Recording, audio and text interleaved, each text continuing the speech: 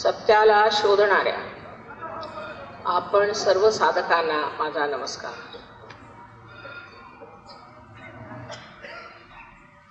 सत्याबद्दल एक गोष्ट आपण लक्षात ठेवली पाहिजे की सत्य हे आहे तिथे आहे. आपण ते बदलू शकत नाही, ते आपल्या काबूत घेऊ शकत नाही आणि काहीतरी त्याच्याबद्दल सांगून ते सत्य आहे असं पटवून देऊ शकत नाही. आणि जे लोक असं करतात ते वास्तविकतेपासून फार दूर आहेत आणि स्वतःचं नुकसान करून घेणं, समाजाचं नुकसान करून घेणं आणि उलट्या गतीने ते आपल्या नाशाला प्राप्त होत. त्याला कारण असं आहे की सत्य एक आहे, ते म्हणजे तुम्ही हे शरीर, मन, बुद्धी, अहंकार या उपाधी नसून शुद्ध स्वरूप आत्मा आहात.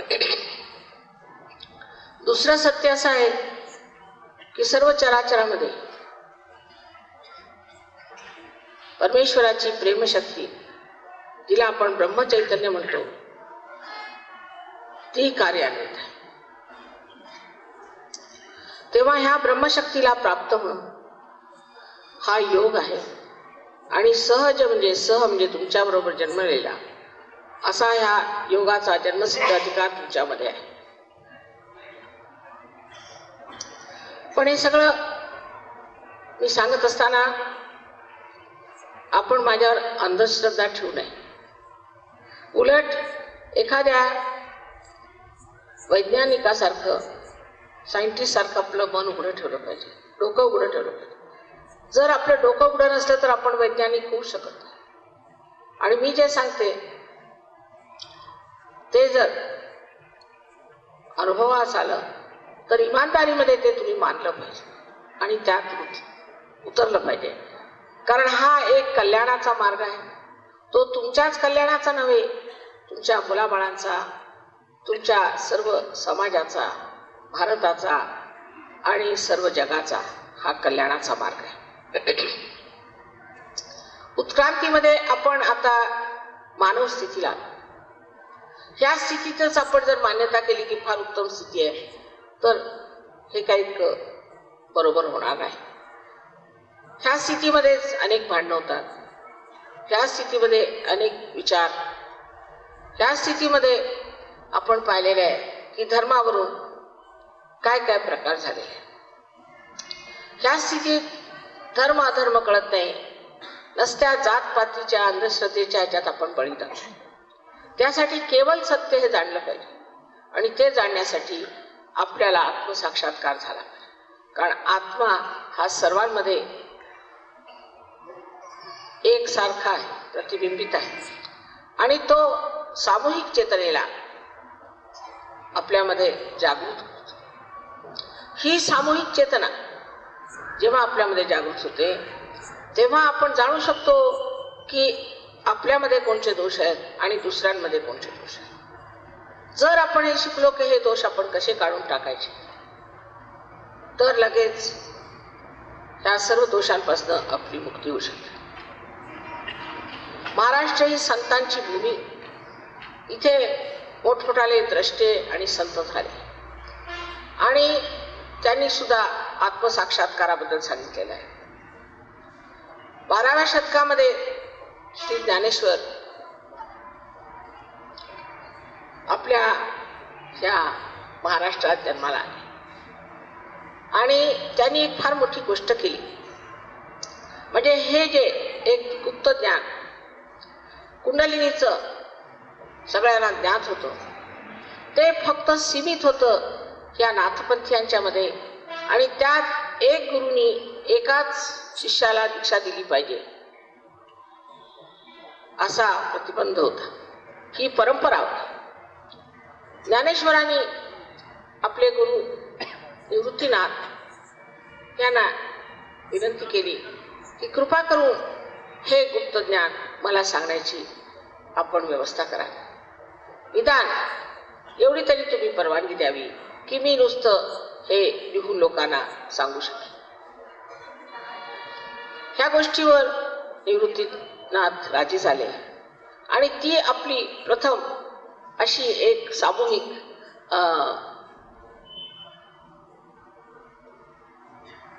सामूहिक तऱ्हेने ह्या गुप्त गोष्टींना जाण्याची एक प्रथा, नवीन प्रथा सुरू झाली. 6व्या अध्यायात ज्ञानेश्वरीच्या कुंडलिनीबद्दल त्यांनी वर्णन केलेलं आहे. पण धर्म मार्तंडाने सांगितलं की हा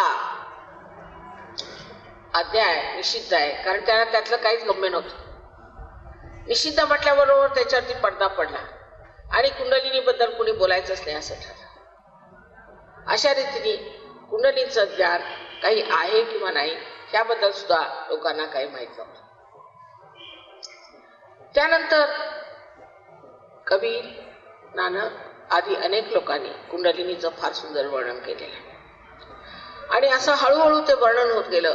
म्हणजे शब्दामध्येच सगळं वर्णन झालं, पण लोकांना ह्याला अनुभूती नाही. संतांचं जे महान कार्य झालं आहे ते हे की त्यांनी नेहमी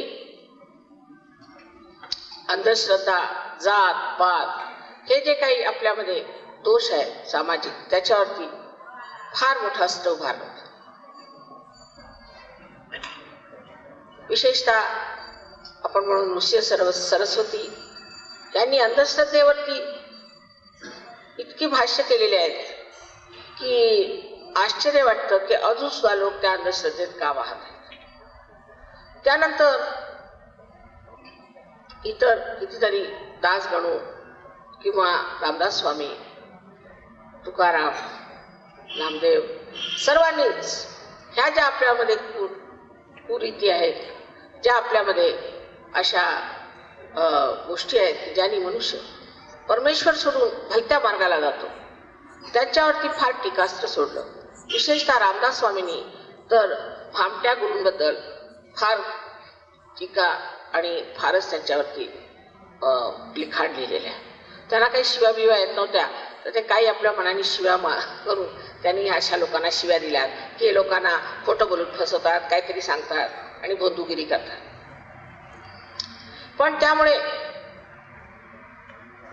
जो काही फरक झाला तो झालाच, पण विशेष करून आपल्यासाठी एक फार मोठं कार्य ते करून गेले. एकनाथ हे महाराजांच्या घरी जेवायला जात असत, म्हणून परत धर्म मार्तंडांनी त्यांना त्रास दिला. ह्या लोकांना अंधश्रद्धा निर्मूलन करण्याचा अधिकार होता, कारण त्यांची डोळस श्रद्धा होती, त्यांना निरक्षीर विवेक होता. पण जो तो भामटा उठतो आणि म्हणतो मी अमुक करतो, तो म्हणतो मी आम्ही करतो, असं होऊ शकत नाही. आता आपल्या इथे टूम निघाली की देव नाहीच, अशी काहीतरी टूम काढून तुम्ही काहीही कार्य केलं तर ते तुमच्यावर उलटणार आहे. कारण टूम हे वास्तविक खरं नसतं.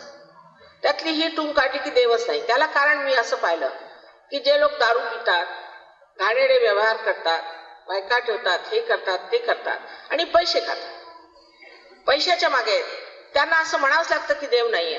नाही तर घरात जर देव ठेवला तर लोक म्हणते अहो तुम्ही तुमच्या घरात हे देव आहेत, पण तुम्ही असे कसे वाटता, म्हणून देव नाही असं सांगायचं.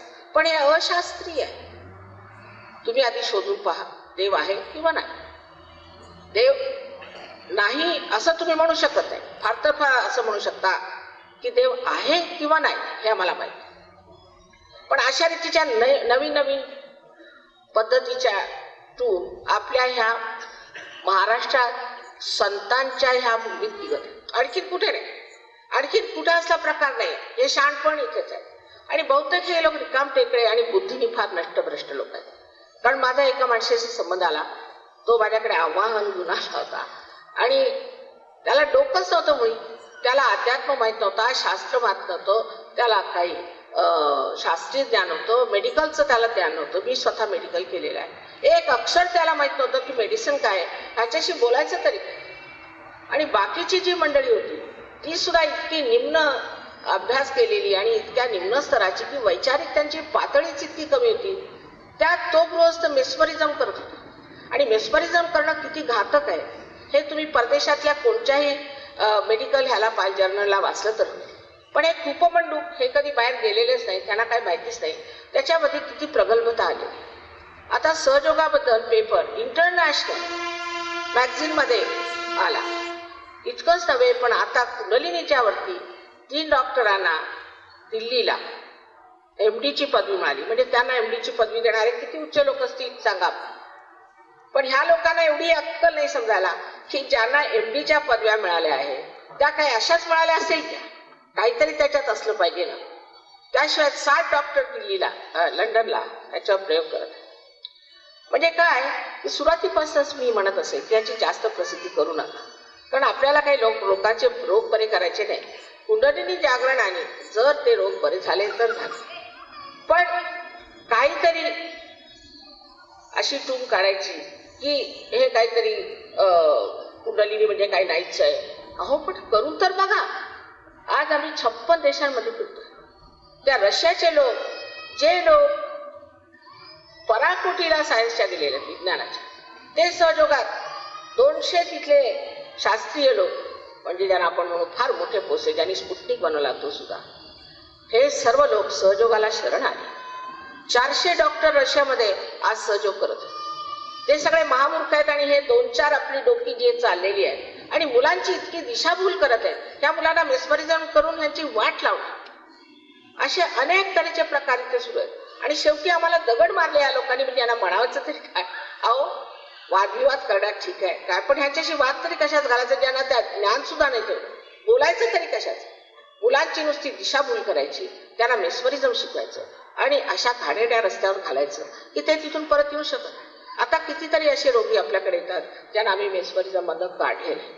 एक आमचे डॉक्टर आहे, ते 7 हॉस्पिटलचे मुख्य, आणि त्यांनी लंडनमध्ये कितीतरी लोकांना मेस्मरिझम काढले, त्यांचे कितीतरी पेपर्स छापले. पण इथे उपमंडूप बसले, त्यांना काय समजणार बाहेर काय चाललंय, कुठे मेडिकल सायन्स पोहोचलेलं आहे. आणि उद्या व्यवस्थित कुंडलिनी सुद्धा त्याच्यात येणारच, कारण जेव्हा सगळीकडे MD होती तर कुंडलिनी बद्दल जरूर छापलं जाईल. कारण प्रत्येक वेळेला नवीन शोध लागत आहेत, नवीन गोष्टी शोधण्यात येते. आता हा नवीन शोध आहे कुंडलिनीचा आणि तो सुद्धा मेडिकलला आला. पण मेडिकलमध्ये नाही म्हणून तो खोटा आहे असं कशावर? आपण सगळं काही परदेशातूनच घेतलं पाहिजे, आपलं काही नसलं पाहिजे. हा आपला वारसा आहे, हा महाराष्ट्राचा वारसा आहे, संतांनी घालून दिलेला वारसा आहे. तर हे काहीतरी लहानशे ज्ञान घेऊन आणि त्याच्यावरनं अशा गोष्टी करणं म्हणजे फार चुकीची गोष्ट आहे. लोकांची दिशाभूल करणं आणि त्यांना नश्वरतेत पोचणं हे महापाप. सहयोगाने हजारो लोकांचं कल्याण झालेलं आहे. ते कशाने झालं? त्यांची स्वतःची शक्ती त्यांच्यात आहे, कुंडलिनीची. ती शक्ती जागृत होती. जागृत झाल्यावर ती वर येऊन इथून ब्रह्मरंध्र छेदते आणि ब्रह्मरंध्र छेदल्यावर तुम्हाला स्वतःला कळतं की तुमच्या डोक्यातून अशी थंड वाऱ्याची अशी झुळूक येते. त्याच्यावरती आदिशंकराचार्यांनी लिहिलंय सलीलम सलीलम. बायबलमध्ये त्याला cool breeze of the holy ghost म्हटलं. प्रत्येक धर्मात सांगितलेलं आहे की तुम्ही आत्मसाक्षात्कार घेतला पाहिजे. आणि तुम्ही जर विचार केला की आज जर आम्हाला ही शक्ती जी चारीकडे विचरण करत आहे आणि सगळे जिवंत कार्य करते, ती जर हाताला लागली तर आम्ही किती कार्य करू शकतो. आज आपण बघतो इतकी सुंदर फुलं इथे. ही फुलं एका बीजाने निर्माण झालेली, एक लहानशा बीजाने हे फुल निर्माण झालेलं आहे आणि कितीतरी फुलं एका बीजाने निघतात. ती कशी? ते कोण करतात? कोणत्याही माणसाची ठेवण कशी आहे त्याच्यामध्ये ऑटोनॉमस नर्वस सिस्टम म्हणून एक संस्था आहे. ऑटो म्हणजे स्वयंचालित. हे स्वयं कोण आहे, स्वयं कोण चालवत आहे हे जाणायला नको. गहनात उतरून हे बघण्यासाठी आपल्याला आतून प्रवास करायला पाहिजे.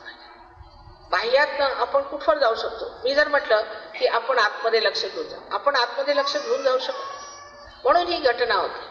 जेव्हा कुंडलिनी जागृत होते ते आपलं लक्ष आतमध्ये खेचलं जातं आणि त्यानंतर आपण आपली चक्र कुठे खराब आहेत काय ते बघतो, दुसऱ्यांची चक्र बघतो आणि दुसऱ्यांना फायदा होतो आणि आपल्याला फायदा.